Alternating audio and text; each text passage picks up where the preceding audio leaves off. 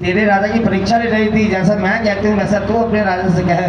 तब रानी अपने राजा से कहती है कि राजा क्यों रो रहे हो, किस बात का विलाप कर रहे हो। माता रानी तुम्हारी परीक्षा ले रही थी, अब परीक्षा की घड़ियाँ समाप्त हो रही हैं। यहीं से माता रानी का चमत्कार शुरू होता।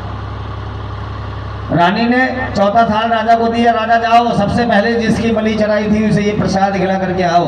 राजा ने सबसे पहले किसकी बलि चढ़ाई थी? घोड़े की। राजा चौथा थाल लेकर घोड़साल में जाते हैं और वहां जाकर के क्या देख रहे हैं कि राजा ने जिस घोड़े को अपने हाथ से मारा था, छोटे छोटे टुकड़े करे थे, वो राजा का घोड़ा जीवित खड़ा हुआ। राजा देख करके हैरान हो जाते हैं। और हैरानी की बात, राजा जैसे ही प्रसाद से पर्दा हटाते हैं तो देखते क्या है कि बेटे और घोड़े का मांस काले काले चने के रूप में बदल जाता है। जब से जागरण के अंदर ये काले चने का प्रसाद है। राजा लौट करके रानी के पास आते हैं। रानी कहती है राजा कुछ देखा? राजा कह रहा है हाँ रानी कुछ देखा, और कुछ देखना चाहता होगा। क्या देखना चाहता हूँ?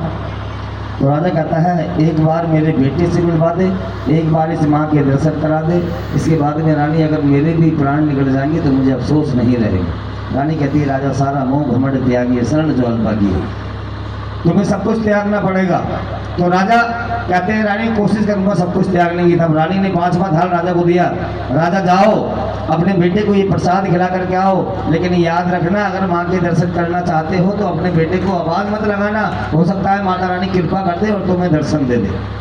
राजा 5वां थाल लेकर के महलों में जाते हैं। सारा महल ढूंढ लिया, राजा का बेटा कहीं भी नजर नहीं आ रहा है। और जब राजा का बेटा कहीं भी नजर नहीं आता है तो राजा के मन में शंका पैदा हो जाती है, भ्रम पैदा हो जाता है। राजा वही गलती करते हैं जिस बात को रानी ने मना किया। किस बात को मना किया? अपने बेटे को।